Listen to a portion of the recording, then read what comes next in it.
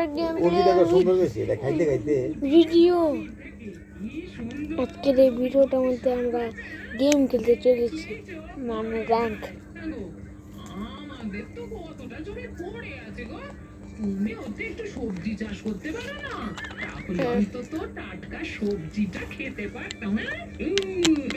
টাটকা সবজি খাবে? জানো জমিতে কাজ করা কত কষ্ট, রোদে ঘামে তেতে পুড়ে জমিতে কাজ করতে হয়। যাও যাও যাও, আর বেশি কথা না বলে তাড়াতাড়ি শাকগুলো ভেজে ফেলো। গরম গরম ভাত দিয়ে শাক ভাজা খেয়ে র্যাঙ্ক র্যাঙ্ক বাড়িতে যাও। সারাদিন খালি বলকা খাওয়া, কোনো কাজের ভিডিও করতে তোমরা আমায় কিছু বললে নাকি গিন্নি? না না, তোমায় কিছু বলতে পারি? তাহলে আর এখানে সঙ্গের মতো দাঁড়িয়ে না থেকে যাও যাও, তাড়াতাড়ি শাকগুলো ভেজে ফেলো গিয়ে। যাচ্ছি। যাই, আমিও তাড়াতাড়ি শাকটা সেরে ফেলি।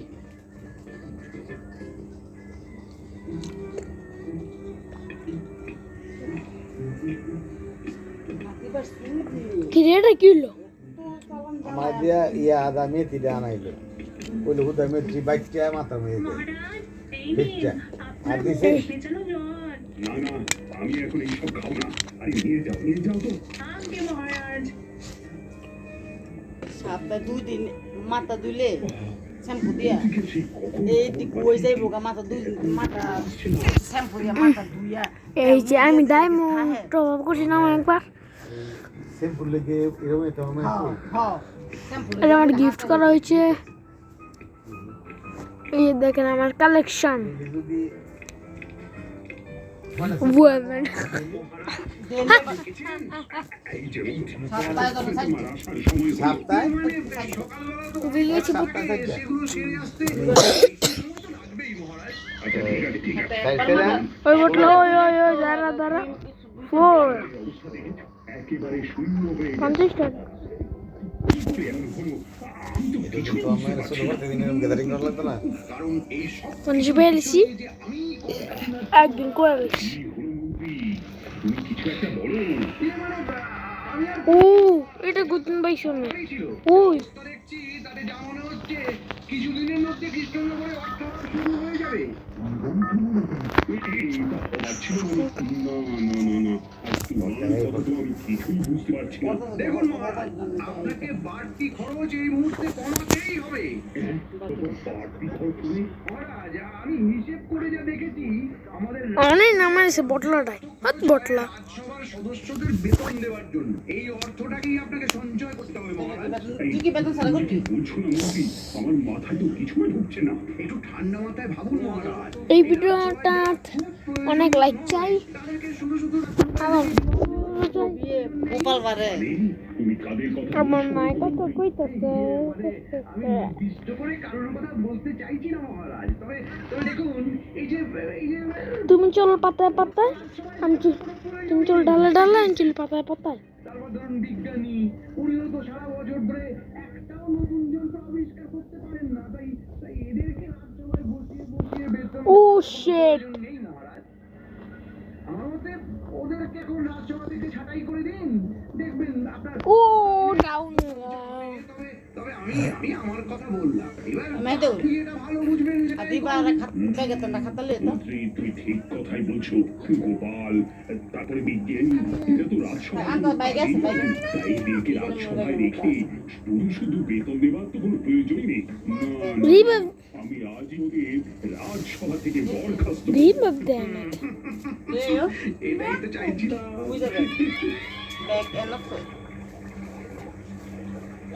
আমার কিছু ঘোষণা রয়েছে, সবাই একটু মন দিয়ে শুনবে। আমাদের কৃষ্ণ রিভাইভ দাও। দেখা দিচ্ছে, তাই আমি ঠিক করেছি এই মুহূর্তে আমার যত বাড়তি খরচ আছে কত 600 আমার মনে হয় সবাইকে ব্যাপারটা খুলে বলাই উচিত। আর বলে বাতিরা জ্বালার ফেন্না বন্ধ কর। এই বলছি, আমি গোপাল আর বিজ্ঞানীকে রাজসভা থেকে বরখাস্ত করছি। কি এটা কই গেল? কারণ এই মুহূর্তে দাঁড়িয়ে কাহই? মনোরঞ্জনের তুলনায় আমার অধিক এমনি তো ঘরে নেই, ধুইলাম।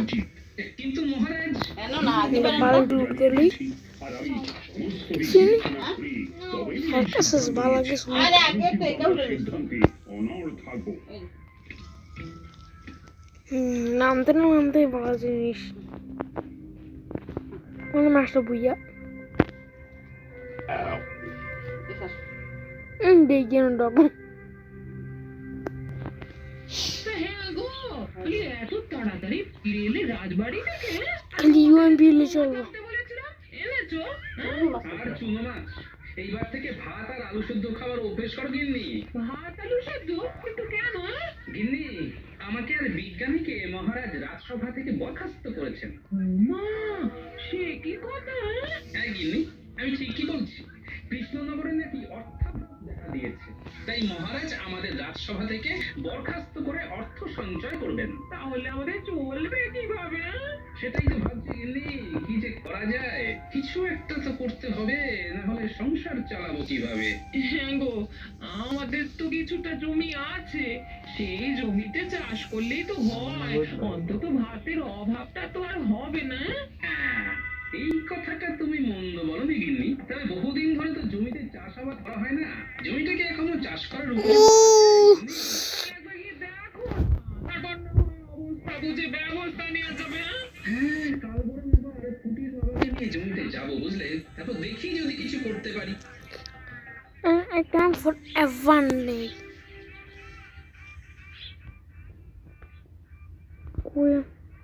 এ বাবা, এই জমির অবস্থা তো দেখছি খুবই শোচনীয়। হ্যাঁ গো, অনেক বছর জমিতে চাষ না করার জন্য তোমার জমি খাত পুরোই অনুর্বর হয়ে গেছে গো গোপাল দাদা। তাহলে কি আর এই জমিতে চাষ করা যাবে না? চাষ করা যাবে না বললে ভুল হবে, শিরে নেটে থাকা আয়ের তুলনায় ব্যয় অনেক বেশি হয়ে যাবে। কারণ এই জমিকে আইসে চাষের রে, উপযোগ্য আইসে, করে আইসে, তুলতে হলে Finally. এই জমিতে প্রচুর জল দিতে হবে। আর জলের যা দাম, তাতে তুই পোষাতে পারবে না গো গোপাল দাদা। জলের দাম? জলের আর কত পয়সা দাম? জল এখন আর জল নেই গো, পুরো আগুন হয়ে গেছে। ছুটতে গেলেই ছ্যাঁকা খাবে।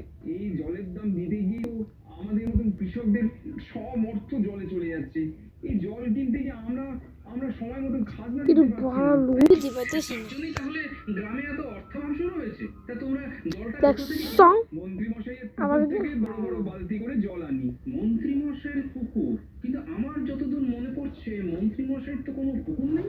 আচ্ছা, কোন পুকুরটা থেকে তোমরা জল নাও আমাকে একটু বলতে পারবে? ওই তো গো, বটতলীর ওই ওখানে যে ফেলে পুকুরটা আছে, দেখেন কেমন ওটাই কেমন আমাদের করবো জমির লাগোয়া পুকুর। ওটাই মন্ত্রী প্রথমে মশাইয়ের বন্ধ পুকুর। তারপর চালু বটতলীর ওখানে? কিন্তু ওটা তো মহারাজের কৃষ্ণচন্দ্রের পুকুর। ওটা আবার মন্ত্রীর হলো কোথা থেকে?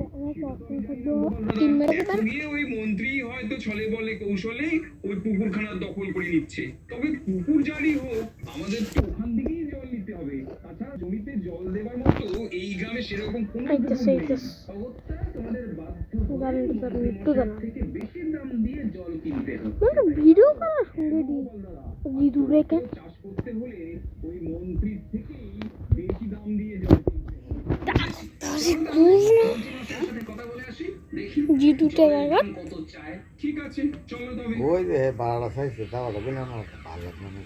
দোকানের দান করেছে দোকান সাইড রাজসভা থেকে নাই দেবে সরাতে তারা পেরে বুয়াইছে বা ঠিক আমার আছে মনে হয় আমি ভাড়া দিচ্ছি না 3000 দিছে আর কি বলবো 6000 টাকা মানে এই মাস গেলে আবার বিরা নতুন করে দিব তো মানে আমি হাইটা কইছে হ্যাঁ কোন মনে পেটে পুরো দেশ সাইড করতে বেশি নিয়ে জানি কারণে যা কম বেশি চাওয়ার লেগে না মন্ত্রী এটা মশাই বুঝিয়া ভিতরে যত আসতে পারি? দোকানদার খুশিং দিছে 20000 টাকা এক নম্বর দোকানে উনি আছে কি ব্যাপার? চিনো বেশ। আবার ওই গোপালটা কি করতে এসেছে রে? মন্ত্রী মশাই, ওই গোপাল দাদা আপনার সাথে একটু কথা বলতে এসেছে। কি ব্যাপার গোপাল, কি বলতে এসেছো? ইয়েস আমার একটা জমি আছে, সেখানে আমি চাষ ইয়েস করতে ইয়েস চাই। আর চাষ করার জন্য আমার অনেক জলের এক প্রয়োজন। পর্যন্ত যে আছে পুকুরটা থেকে আমাকে জল দিতে পারবেন? কৃষ্ণনগরের ভার গোপাল চন্দ্র, সে করবে চাষ। বাহ, বাহ, বাহ, বাহ, বাহ, বাহ, বাহ, বাহ, বাহ, ভালো ভালো ভালো, খুব ভালো। হ্যাঁ, সে আমি তোমাকে জল দিতেই পারি, তবে প্রতি 10 বালতি জলের দাম আমার 10 মোহর করে লাগবে গোপাল। 10 মোহর? কিন্তু আপনি তো বাকি কৃষকদের 1 মোহর ওই দিয়ে জল দেন। আমার বেলা 10 মোহর কেন? আরে ওদের সাথে তোমার তুলনা? ছি, ছি, ছি। তুমি হলে কৃষ্ণনগর রাজসভার ভার, থুড়ি বরখাস্ত হওয়া ভার। ওদের থেকে আর তোমার থেকে যদি আমি একই পরিমাণ অর্থ নিই, তবে তবে ওরা আবার বলবে মন্ত্রী মশাই আমাদের জন্য কিছুই করলেন না। কিন্তু এত বেশি পরিমাণ অর্থ দেওয়া তো আমার পক্ষে সম্ভব নয় মন্ত্রী মশাই। তাহলে তো আমার পক্ষেও তোমাকে পুকুর থেকে জল দেওয়া সম্ভব নয় গোপাল। আচ্ছা মন্ত্রী মশাই, এই পুকুরটা তো মহারাজের ছিল, এটা আপনার কবে হলো একটু জানতে পারি? মহারাজ এটা আমায় দান করে দিয়েছে গোপাল। ঠিক আছে গোপাল, এখন তুমি এসো। হ্যাঁ, একেবারে ঠিক জায়গায় কোপ। আসসালামু আলাইকুম। এই টেকোটা এইবার আচ্ছা মতন জব্দ হবে। কিউ? কিউ? ওই মন্ত্রীর কুটো বুদ্ধির জন্য আজকে আমার এই অবস্থা। ওকে তো আমাকে মজা দেখাতেই হবে, কিন্তু হ্যাঁ। তার আগে আমার নিজের একটা ব্যবস্থা করতে হবে, নইলে তো ঘিন্নি আর আচ্ছা। আমি না খেতে পেয়ে মরবো। কিন্তু কি করি? জমির যে অবস্থা, আচ্ছা। তাতে তো জল ছাড়া কোনো গতি নেই। আর আমার কাছে এখন আচ্ছা, অর্থ সকালে নেই যে মন্ত্রীর থেকে জল কিনবো। মারছি একটু দে যত দি কোনো কাজ জমিটা নেই না। এই গেল বৃষ্টিতে সব কাপড় ভিজে গেল। হ্যাঁ গো, বসে বসে বৃষ্টি দেখছো, কাপড়গুলো একটু তুল। একেবারে জমাইব মনে হয়। ও ও কি হলো? পেয়েছি, উপায় পেয়েছি গিন্নি, উপায় পেয়ে গেছি। হ্যাঁ?